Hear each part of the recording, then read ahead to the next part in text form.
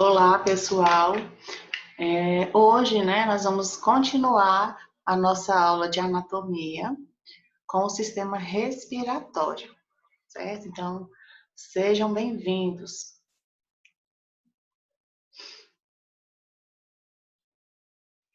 Então, pessoal, o sistema respiratório, só confirmar aqui se está gravando. Não, está gravando sim.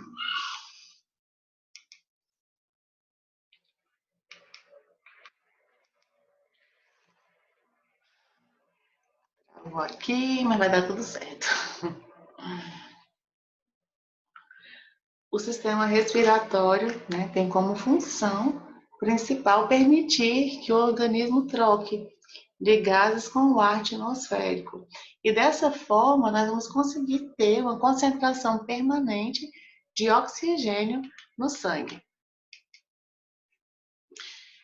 O sistema respiratório ele é constituído pelos tratos, ou também chamados de vias respiratórias. E ele é dividido em superior e inferior. O trato respiratório superior é formado por órgãos que estão localizados fora da caixa torácica. E entre eles podemos incluir o nariz externo, a cavidade nasal, faringe, laringe e a parte superior da traqueia. O trato respiratório inferior consiste em órgãos localizados na cavidade torácica, e entre eles podemos destacar a parte inferior da traqueia, os brônquios, os bronquíolos, os alvéolos e os pulmões. Essa imagem mostra a constituição geral do trato respiratório. Vou aumentar aqui, melhorar aqui a visualização. Podemos ver aqui em cima a cavidade nasal, a faringe, especificamente na região da nasofaringe. Aqui nós temos a traqueia, os brônquios, enfim, suas ramificações, o pulmão, os pulmões direito e esquerdo, e os músculos que ajudam na respiração. Aqui está representado pelo diafragma. Então, primeiro, a primeira estrutura que nós vamos estudar é o nariz, que é chamado de uma protuberância, que está situado no centro da face, e ele é dividido em raiz, ele tem as seguintes partes: a raiz, que é essa região aqui que fica próxima aos olhos, o dorso, as narinas, nós temos duas narinas, as asas do nariz e o ápice, que é a ponta do nariz. Na parte interna, do nariz, nós temos a cavidade nasal. A cavidade nasal vai ser a escavação que encontramos no interior do nariz, e ela é dividida em dois compartimentos, um direito e um esquerdo. Então, cada compartimento vai dispor de um orifício anterior, que é a narina, e um posterior, chamado de coana.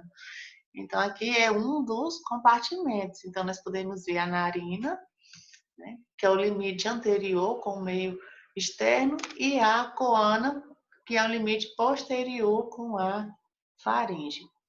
As coanas vão fazer a comunicação da cavidade nasal com a faringe. E essa imagem é a parede lateral do interior do nariz. Então, as cavidades, elas são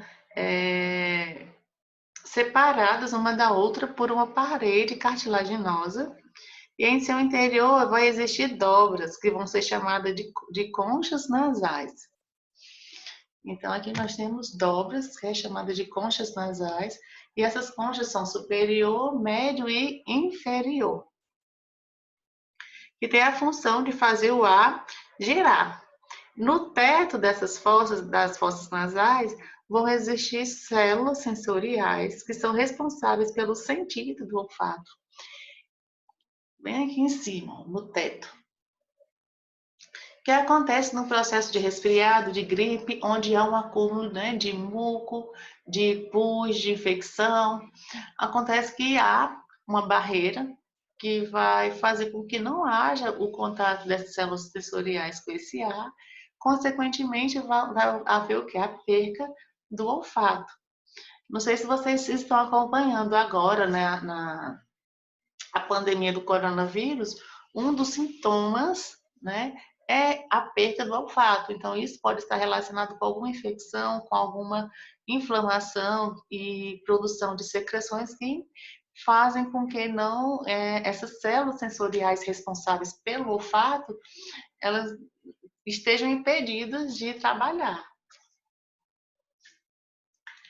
Então, além disso, nós temos também, né, além das fossas, além da cavidade nasal, nós temos os seios paranasais, que vão ser as cavidades ou túneis pequenos. E são denominados de paranasais porque estão localizados em torno ou próximo do nariz. Então, a cavidade nasal se abre para uma rede de seios. Como a gente pode observar aqui, nós temos o seio maxilar, que estão na área da face, abaixo dos olhos, bem abaixo dos olhos, e de cada lado do nariz. Nós temos os seios frontais, que estão localizados acima da parte interna da cavidade ocular e a área da sobrancelha. Nós temos os seios esfenoidais, que estão situados por trás do nariz e entre os olhos. Nós temos os seios etimoidais, que são compostos por muitos seios similares a uma peneira, formado de ossos finos e mucosas, e estão localizados acima do nariz e entre os olhos. O próximo órgão é a faringe, né? A faringe é um tubo que começa logo após, né, as coanas e vão se estender para baixo do pescoço. Ele vai funcionar como passagem tanto de ar quanto de alimento. A faringe, anatomicamente, ela é dividida em 3 regiões: a nasofaringe, a orofaringe e a laringofaringe. A nasofaringe faz parte somente do sistema respiratório, essa região vermelha, essa parte vermelha. Então, ela captura somente o ar. A orofaringe, ela faz parte também do sistema digestivo. Ela fica bem atrás da boca. Então, essa imagem aqui mostra, né, a porção do trato respiratório superior, onde é possível ver as conchas, né, a faringe, e é importante mencionar aqui as tonsilas faríngeas, que estão aqui nessa região da faringe. Elas se localizam atrás das cavidades nasais e acima do palato mole. Ela tem como função produzir anticorpo e também faz parte do sistema imunológico, ajudando na defesa do organismo contra a invasão de agentes estranhos. Então, o órgão seguinte é a laringe, que é um órgão curto que vai conectar a faringe com a traqueia e está situado na linha mediana do pescoço. E ela tem 3 funções básicas, que é a passagem do ar durante a respiração, a produção do som e ela impede também que o alimento e objetos estranhos entrem nas estruturas respiratórias, como a traqueia. Então, nós temos aqui a imagem da laringe, e ela é formada por camadas ímpares, que são a cartilagem tireoide, cricóidea e a epiglótica, e as pares, que são a cartilagem aritenoide, cuneiforme e corniculada. Aqui nós temos o ocioide, a representação, né, da laringe e as suas cartilagens, tanto as ímpares quanto as pares. Essa imagem mostra, né, a estrutura em um homem. É só questão mesmo de desenho para vocês verem a localização, onde ela está localizada. Em seguida, nós temos a traqueia. A traqueia constitui, né, de um tubo que faz a comunicação, a continuação à laringe, penetra no tórax e termina se bifurcando em dois brônquios principais.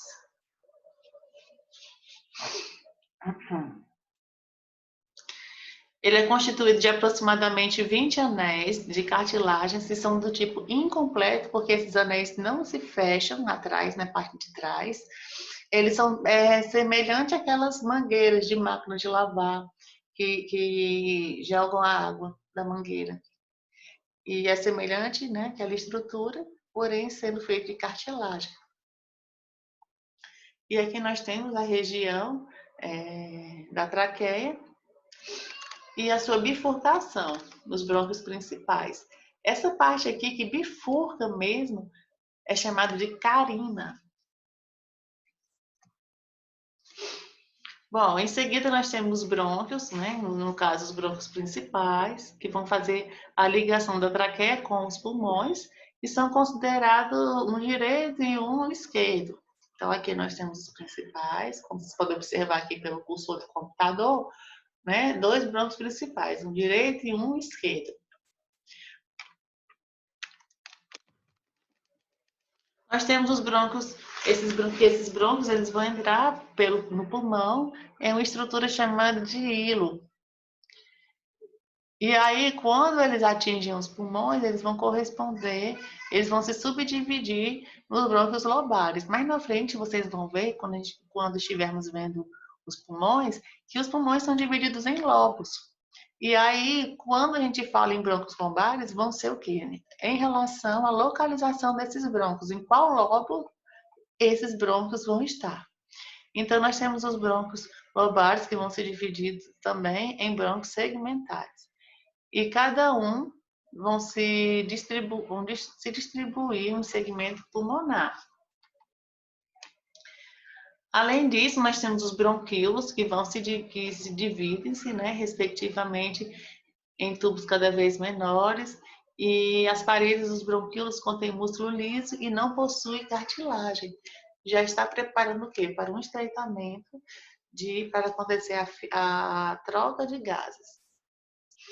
Então, aqui nós temos a estrutura só para mostrar, né, o bronco principal, ou primário, os brônquios intrapulmonares, os brônquios lobares, os brônquios segmentares e os bronquíolos.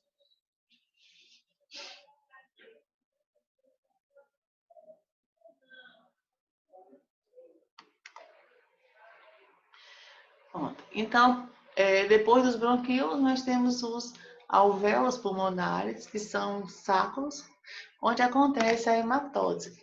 Então, nessa região que ele é formado por uma camada somente de células, justamente para facilitar a troca, né, gasosa. E nós temos também os pulmões, que são os órgãos essenciais na respiração.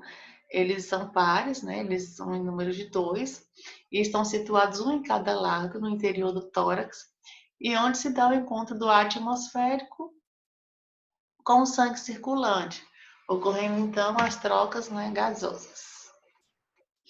Então aqui mostra a localização dos pulmões, que é na região, né, torácica. Como eu falei para vocês, os pulmões eles são divididos, né, em lobos. Nós temos aqui o pulmão direito e o pulmão esquerdo. O direito é dividido em lobo superior, médio e lobo inferior, enquanto o esquerdo somente em lobo inferior e superior. Aqui nós temos as regiões do pulmão. Nós temos o lobo superior, médio e inferior mostrado. Nós temos a face costal. Nós temos aqui a face diafragmática ou a base, o lobo inferior, né, também mostrando a região do hilo, por onde entram tanto os brônquios como também vasos sanguíneos, nervos, e essa parte superior aqui chamada de ápice.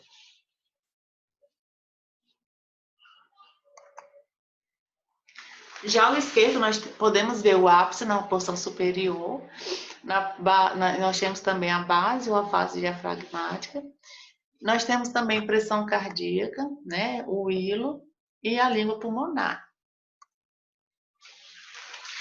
Então, pessoal, como a gente vem discutindo, né, em todos os sistemas, que todas as estruturas elas são organizadas por membranas que vão proteger e organizar aquela determinada estrutura. E como os pulmões não são diferentes, ele possui a pleura, duas pleuras, na verdade, a mais externa, que está aderida à parede da cavidade torácica e ao diafragma, que é chamada de pleura parietal, que é a mais externa, como pode ser visto aqui, e a pleura visceral, que reveste os próprios pulmões. Essa imagem mostra o sistema respiratório inferior, né? Nós temos aqui a traqueia, os pulmões e suas ramificações. Então, o processo de respiração vai ser feito também, além desses órgãos, com auxílio de alguns músculos, onde o diafragma ele é o mais citado. Eu não digo nem o mais importante, eu digo que ele é o mais falado.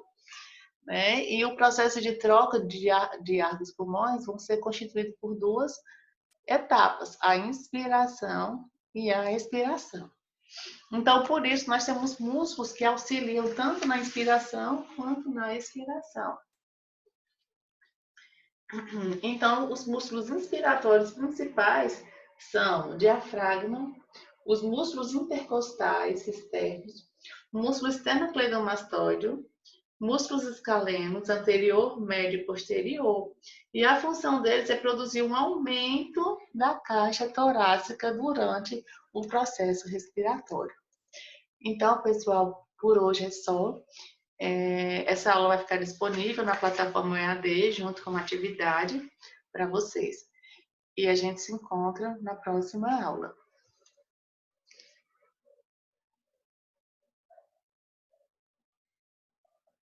Deixa eu encerrar aqui.